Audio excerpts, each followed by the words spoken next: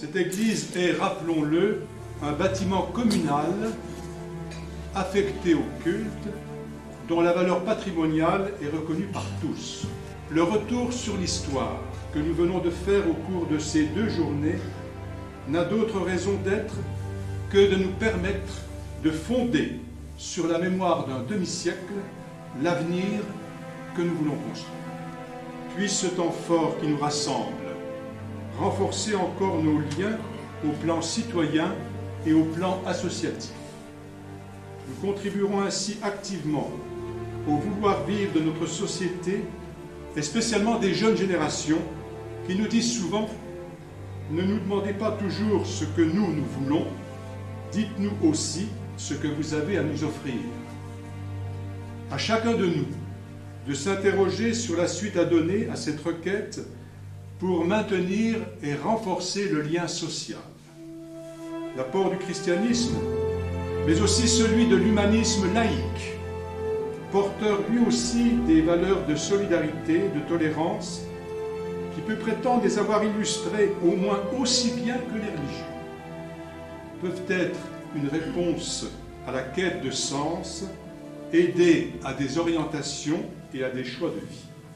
C'est une tâche exigeante, mais aussi exaltante qui nous incombe. En bon Jéromois de souche et d'adoption, nous saurons faire face.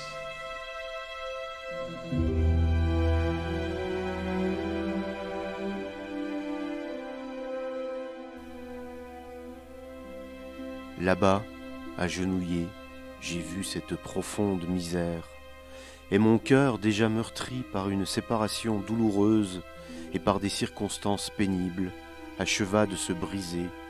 Je fondis en larmes, mais en même temps j'entendis au fond de mon âme une voix qui me disait « Relève ces ruines ».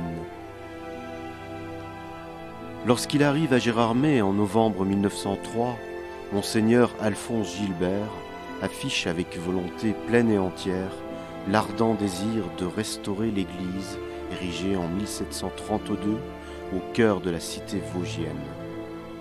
Un inventaire des biens sera effectué en 1906 et la restauration de l'édifice débute en 1913. L'église subira quelques dégâts en 1916, mais son embellissement se poursuivra dès la fin de la Première Guerre mondiale.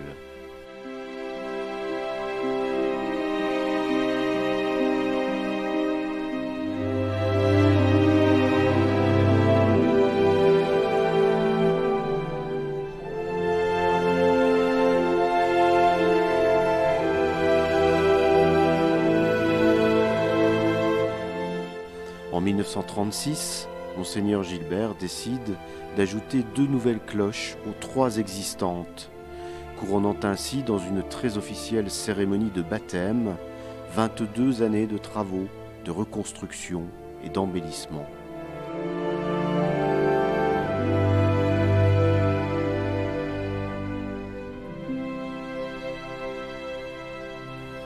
Personne alors ne se doute encore de la tragédie qui 4 ans plus tard anéantira en quelques heures près de 40 années d'efforts et de volonté. L'incendie du 22 juin 1940, aux circonstances incertaines, qui réduisit en cendres la bâtisse 2 fois centenaire, jeta sur la cité stupeur et consternation. Gérardmer d'ailleurs n'en avait pas terminé avec ces tragiques années de guerre et de misère. Ne fut-elle pas, en novembre 1944, détruite et incendiée à 85%? Quant à son église, quel extraordinaire et tragique destin! Restaurée et embellie par l'indestructible volonté d'un homme, blessée en 1916 et finalement anéantie en 1940. L'annonce de l'incendie fut pour Monseigneur Gilbert un coup redoutable qui sans doute abrégea plus vite encore son séjour terrestre. Que reste-t-il de l'âme d'une ville soudain privée de son église ?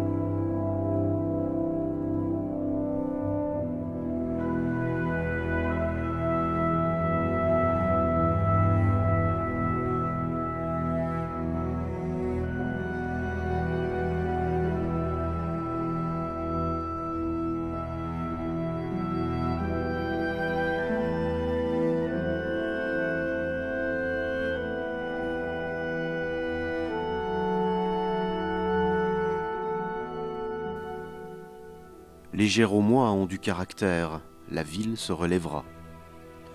De 1940 à 1954, les paroissiens se rassemblent dans la salle de gymnastique de l'Intrépide, transformée alors en église provisoire. Monseigneur Gilbert avait eu soin d'y placer ce que l'incendie avait épargné, le maître-autel avec le tabernacle, les statues du Sacré-Cœur, de la Vierge à l'Enfant, les lustres en cuivre de la nef, les porte-cierges du chœur, les vases sacrés et le vitrail de saint Tarcisius, aujourd'hui même toujours en place. Mais déjà des bras et des voix se lèvent pour reconstruire. Dès 1946, Benoît d'Anis, directeur de l'architecture à Paris, vient rencontrer l'abbé Birkel. 8 années encore seront nécessaires pour que les Géromois retrouvent leur église reconstruite.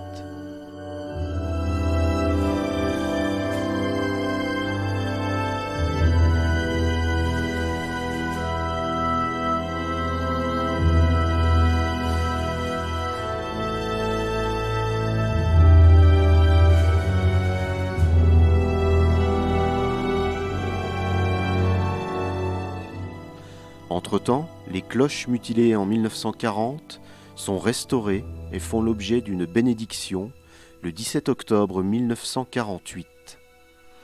Il faudra attendre le 18 septembre 1954 pour que les 5 cloches dans le clocher reconstruit retentissent enfin dans la vallée.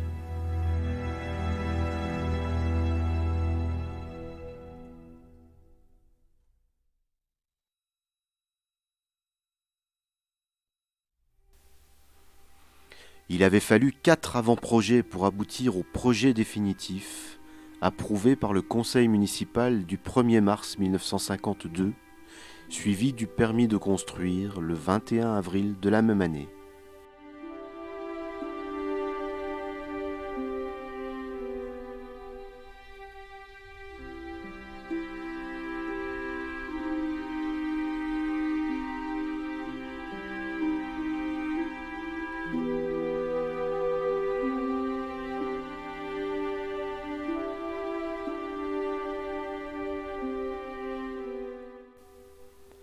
La pose de la première pierre se déroule le 6 juillet 1952 en présence de Monseigneur Brault, évêque de Saint-Dié, Jean de la Croix, maire, Albert Birkel, curé doyen de Gérardmer.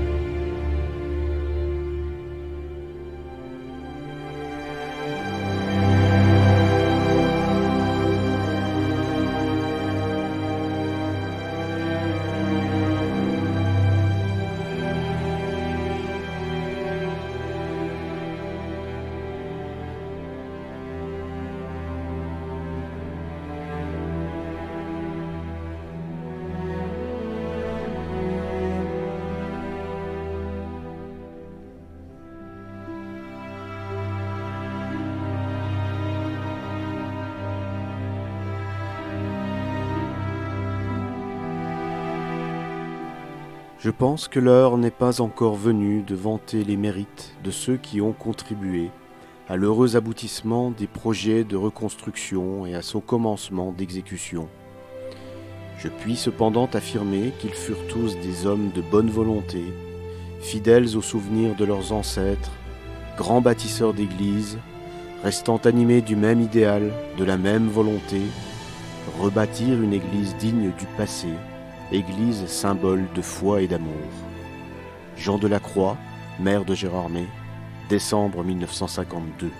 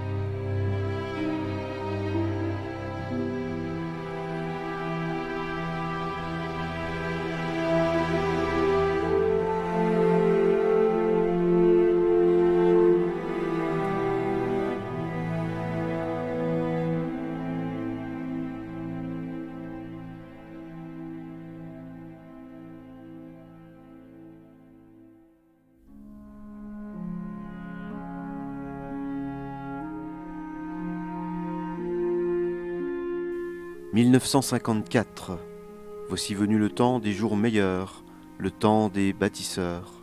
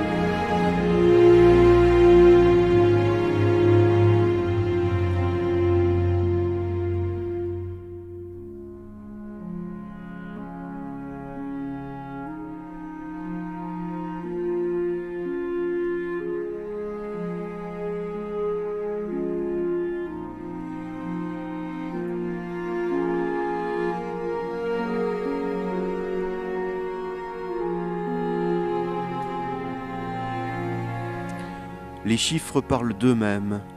48 mètres 25 de long, 28 mètres 70 de large, 38 mètres 57 de haut jusqu'au coq, 9 arcs en béton armé de 8 mètres 75 de rayon, implantés tous les 3 mètres 90, supportant la charpente. À part le clocher qui a été dérasé à la cote 10,75 et le mur pignon ouest, toutes les maçonneries encore debout de l'église sinistrée ont été démolies. Dallage en ciment, charpente en sapin du pays, couverture en ardoise d'Angers, portes extérieures en chêne. Les bâtisseurs sont à l'ouvrage et Gérardmer retrouve progressivement son église dans un élan volontariste et tourné vers l'avenir.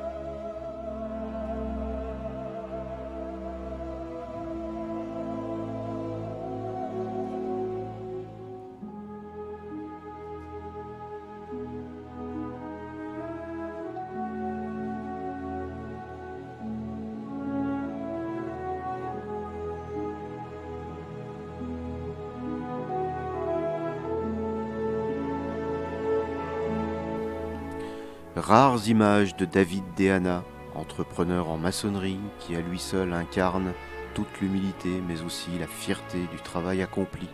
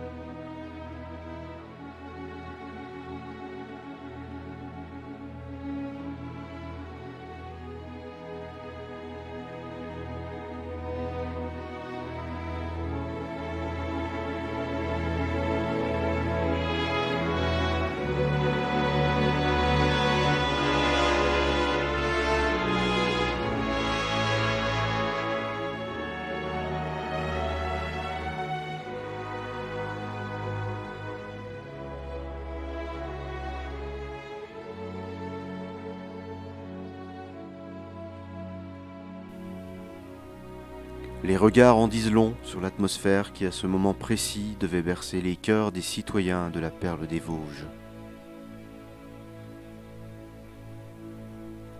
Ces hommes se doutaient-ils alors que la grandeur et la noblesse du travail accompli les conduiraient à poser pour l'éternité ?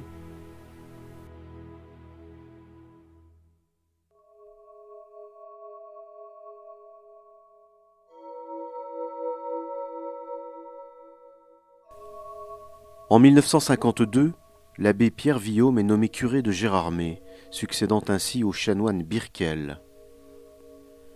C'est à lui que reviendra le soin de préparer la cérémonie de consécration de l'église reconstruite, cérémonie célébrée le dimanche 10 octobre 1954.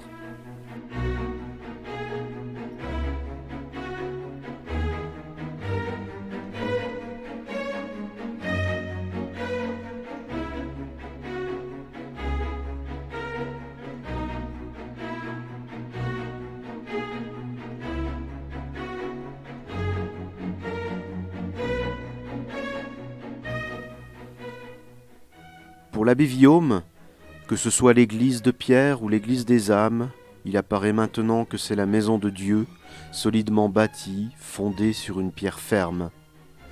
Nous souhaitons qu'elle soit la porte du ciel pour le grand nombre de paroissiens qui y entreront chaque dimanche et chaque jour.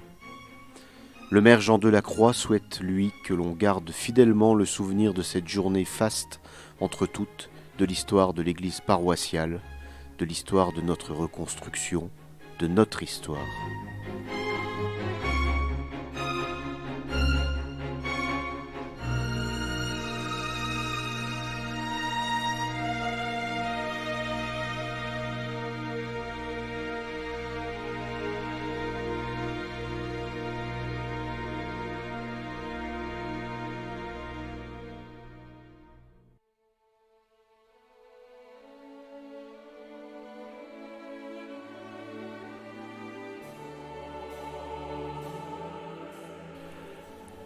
Impression de l'architecte Benoît d'Anis, décembre 1954.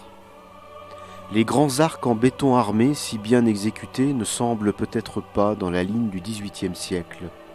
Et cependant, c'est le grand architecte Philibert Delorme qui m'a inspiré dans son chapitre sur les charpentes en bois assemblées, où il envisageait des arcs de plus grande dimension encore. Je suis maintenant heureux de remercier les Géromois, ceux qui ont travaillé avec moi pour la réalisation, et vous tous, les paroissiens, d'avoir voulu me faire confiance. Ma plus grande récompense serait que vous aimiez votre église. L'église reconstruite retrouve un grand orgue en 1960, réalisé par la maison Rottinger de Strasbourg et inauguré le 2 octobre de la même année. L'instrument fut restauré en 1983. Quant à l'orgue de chœur, il est également réalisé par la maison Rottinger et fut installé en 1959.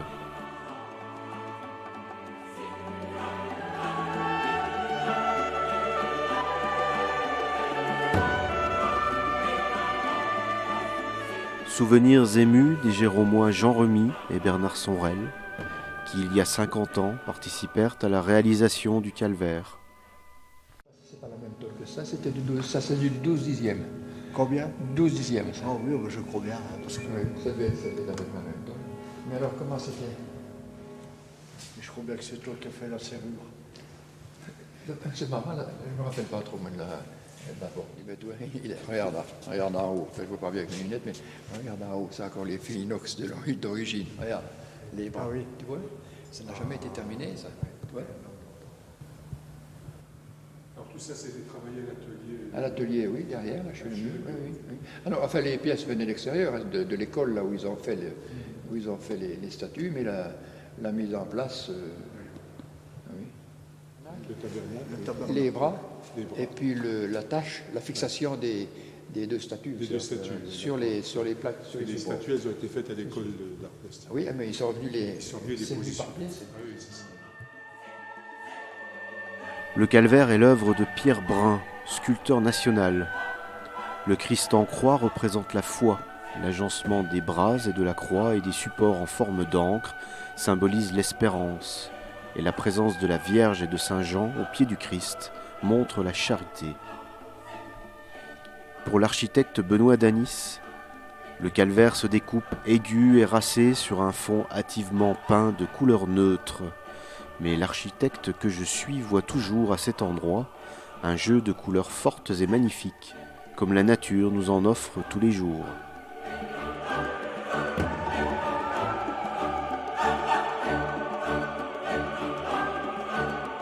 La Vierge en grès rose des Vosges est également l'œuvre du sculpteur Pierre Brun.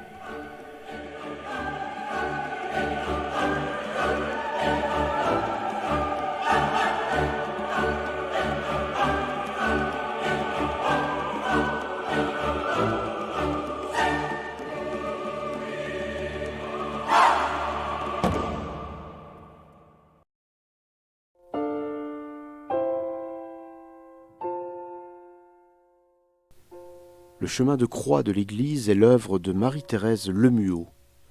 Marquée par l'activité de son père industriel, fabricant de cuisinières émaillées, elle se tourne vers la technique de l'émail en utilisant la tôle d'acier disponible dans l'atelier familial. Reçue première au concours de l'École normale supérieure de dessin de la ville de Paris en 1955, Marie-Thérèse Lemuot, grâce à sa technique très remarquée, sera sollicitée pour réaliser le chemin de croix de l'église géromoise. Disparue prématurément l'année suivante, foudroyée par une hémorragie cérébrale, elle n'a alors que 31 ans, elle aurait sans doute apprécié la nouvelle disposition de son œuvre, qui depuis 2000 est fort judicieusement mise en valeur dans l'église paroissiale.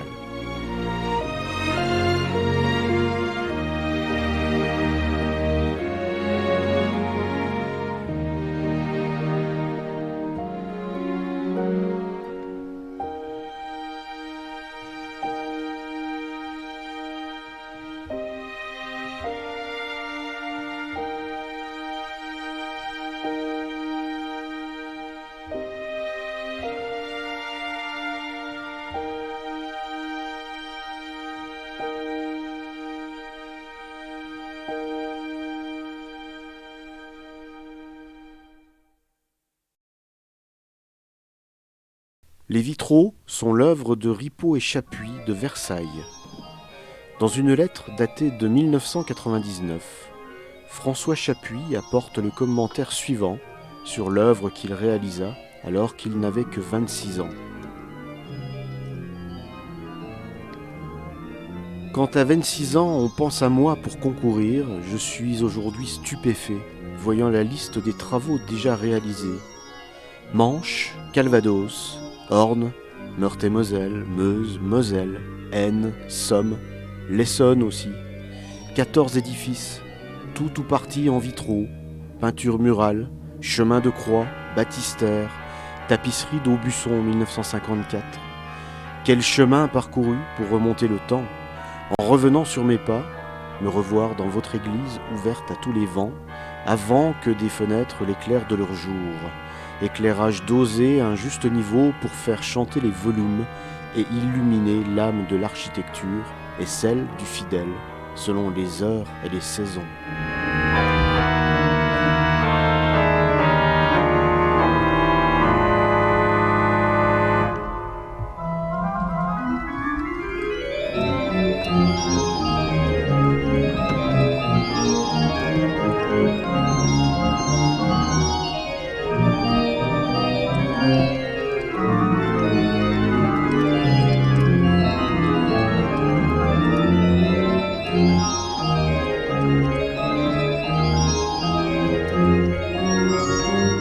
L'église géromoise est également mise à l'honneur de la traditionnelle fête des jonquilles, avec au fil des ans des réalisations toutes plus majestueuses et monumentales les unes que les autres.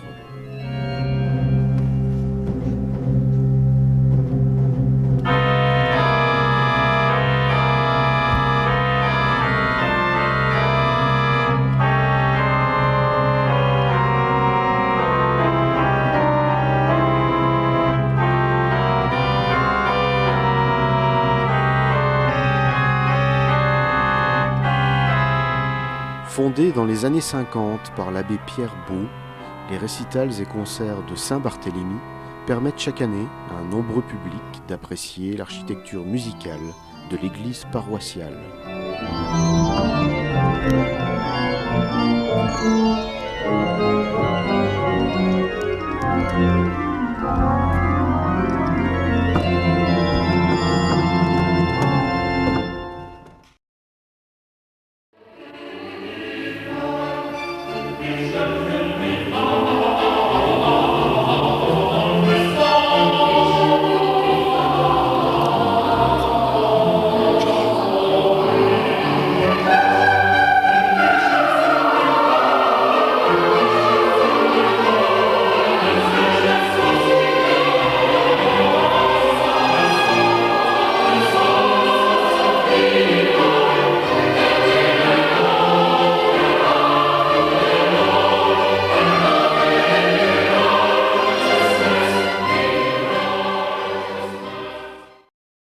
Le 50e anniversaire de la reconstruction fut célébré en octobre 2004 et ce fut, autour du curé Daniel Voinson, l'affaire de toute une équipe.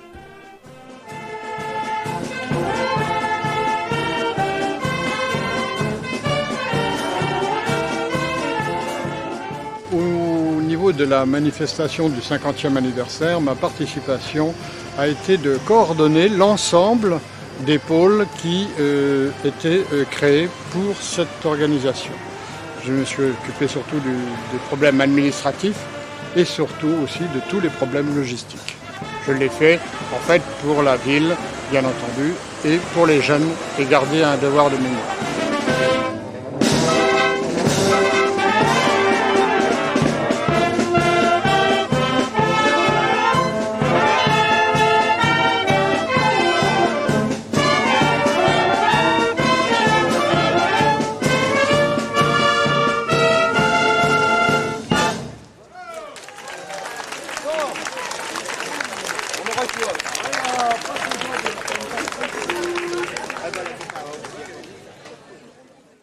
On avait composé un comité qui était dirigé par Bernard Lafouge, où quelques personnes devaient s'occuper de pans différents de manifestations commémorant le cinquantenaire de l'Église.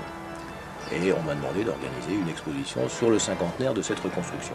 J'ai accepté un peu à la légère, puisque je n'avais absolument aucun document et qu'il n'existait que des documents familiaux, photographiques et municipaux pour les plans et tous les éléments officiels de la reconstruction. Donc ça a pris 1 an de collecte de documents photographiques qui étaient intéressants à conserver dans la mesure où, à la disparition de leurs actuels détenteurs, je pense que les familles qui sont éclatées, pas forcément sur Gérardmer, auraient éparpillé cette documentation qui est maintenant stockée à la cure de Gérardmer.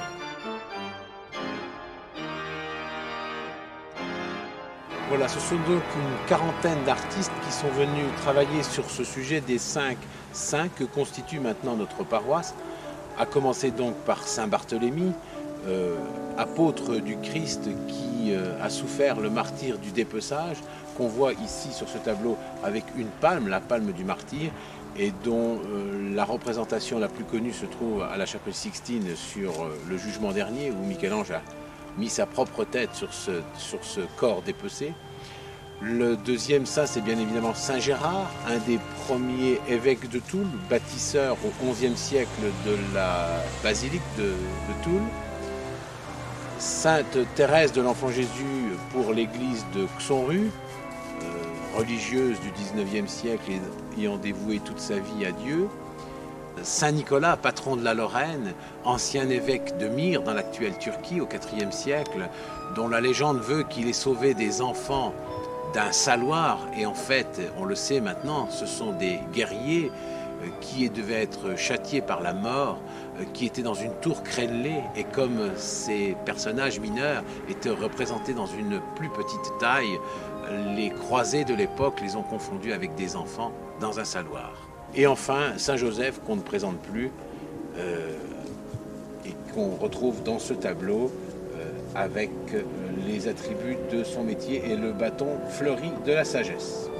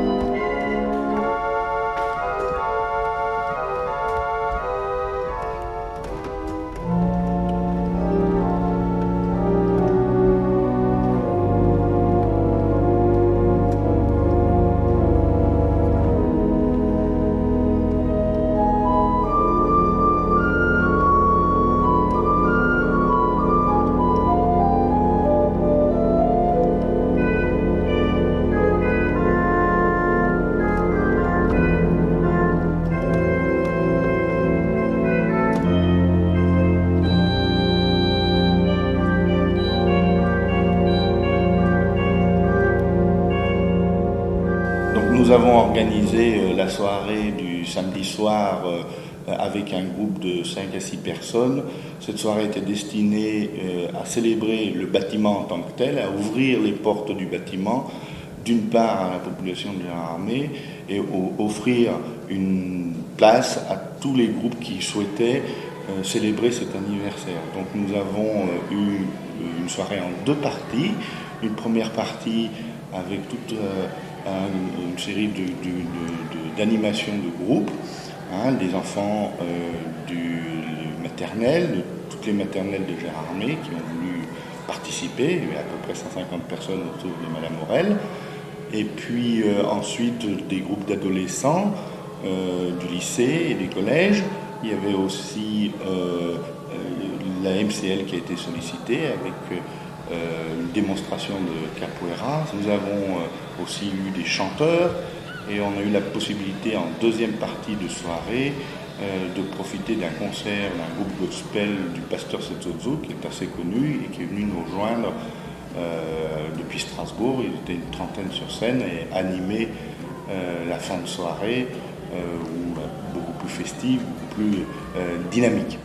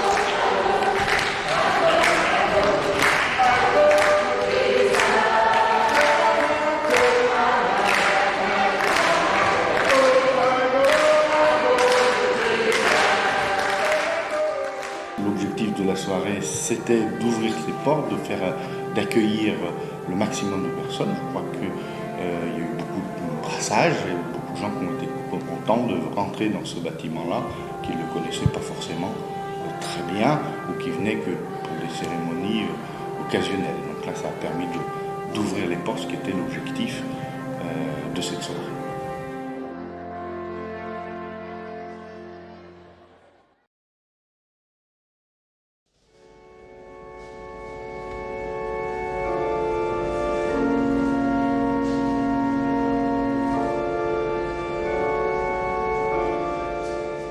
C'est devant près d'1 millier de personnes que le dimanche 10 octobre 2004, une messe solennelle fut célébrée pour commémorer le 50e anniversaire de la reconstruction. Moment d'émotion, de recueillement et d'hommage à celles et ceux qui contribuèrent à la renaissance de l'édifice.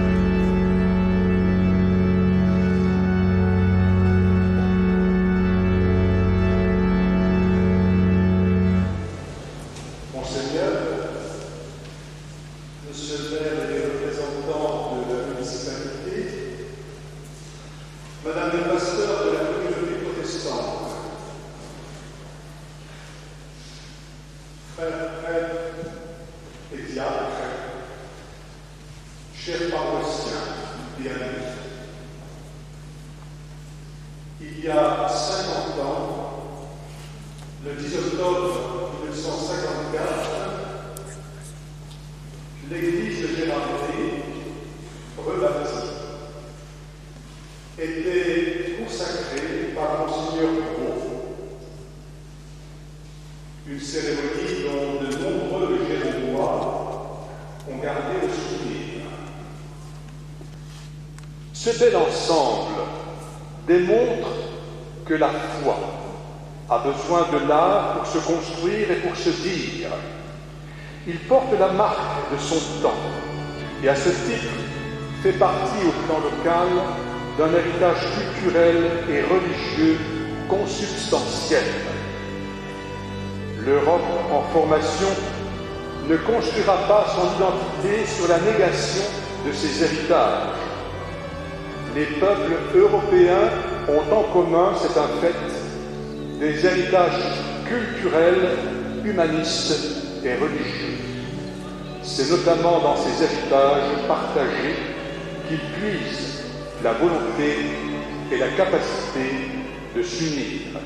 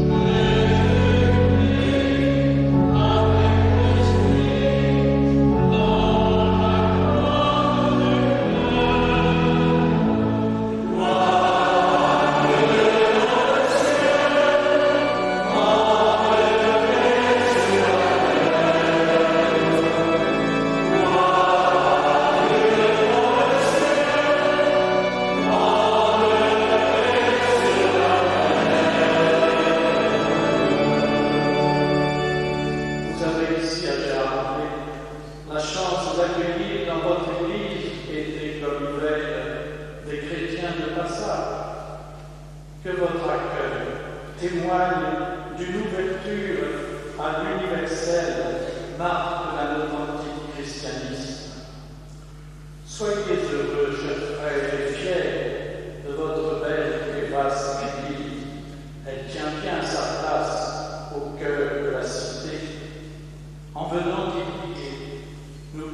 jamais tous ceux qui vous entourent, qu'ils trouvent en vous, dans la présence rayonnante de celui qui vit en ce lieu, dans le silence de son amour. Amen. Pour que tous les chrétiens des diverses confessions obtiennent de Dieu leur pleine communion dans le Christ Sauveur, prions le Seigneur. Pour ceux qui travaillent à la paix du monde et à la justice sociale, afin qu'ils ne se découragent pas devant les incompréhensions, les obstacles, les souffrances et les calomnies. Prions le Seigneur. Pour que toi et tous les exclus se regroupent entre eux et dans les organisations afin de retrouver leur dignité, prions le Seigneur. Pour les membres de notre communauté paroissiale, en particulier, pour ceux et celles qui y exercent une responsabilité de service, engagés dans des équipes ou des mouvements, pour nos frères et sœurs malades et handicapés, afin que Dieu donne sa force à chacun pour construire le corps du Christ. Prions le Seigneur. Pour nos frères et sœurs, prêtres, laïcs, religieuses, qui ont œuvré depuis les origines de notre paroisse pour faire connaître Jésus-Christ et l'Évangile aux générations qui se sont succédées ici, ou ceux qui sont partis au loin comme missionnaires de la bonne nouvelle, afin que Dieu donne à chacune et à chacun la joie de sa présence et de son amour. Prions le Seigneur. Pour les vocations sacerdotales et religieuses, afin qu'à personne ne manque ni de pain de la parole, ni de pain de l'Eucharistie, et que de nombreux jeunes répondent favorablement à l'appel du Seigneur. Prions.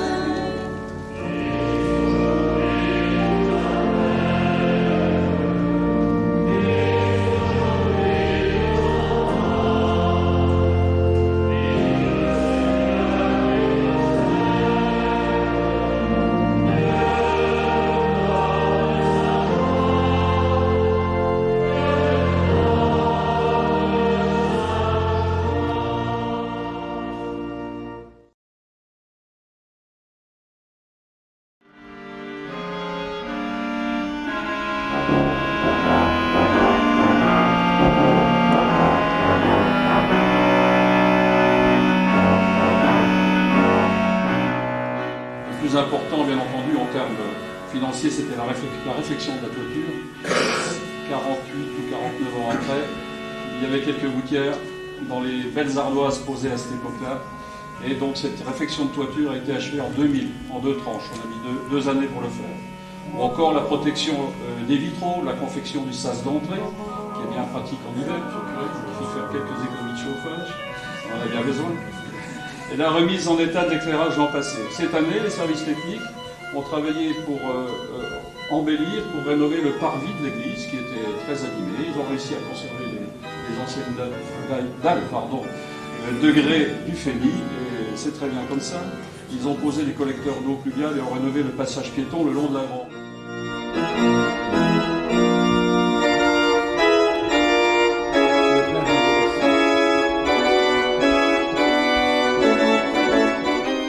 Avant de conclure en musique, grâce à l'interprétation du maître Gaston Litaize, un des plus grands organistes du XXe siècle, qui donna un récital exceptionnel en août 1990 au clavier du grand orgue de l'église géromoise, ces quelques mots écrits en 1928 par Monseigneur Gilbert, prêtre hors du commun qui fut curé de Gérardmer de 1903 à 1941. Je t'aime plus qu'aucune épouse ne fut jamais aimée. J'aime ces âmes, toutes ces âmes qui me sont confiées et dont je rendrai compte à Dieu, suprême pasteur. T'aimant, ô église de Gérardmer, ô mon épouse, je t'ai voulu belle, je t'ai voulu riche. Grâce à la générosité inlassable de tes enfants, tu es aujourd'hui digne de Dieu. Ta beauté est surtout à l'intérieur. C'est une beauté spécifique, mystérieuse, pieuse, qui élève l'âme et attire les cœurs vers Dieu dans l'amour. Oui, tu es belle dans tes proportions harmonieuses. Tu es belle dans ta simplicité même d'une beauté sévère et classique. Et moi, ton époux, et tout mon peuple, tes enfants, nous avons le droit d'être fiers de toi.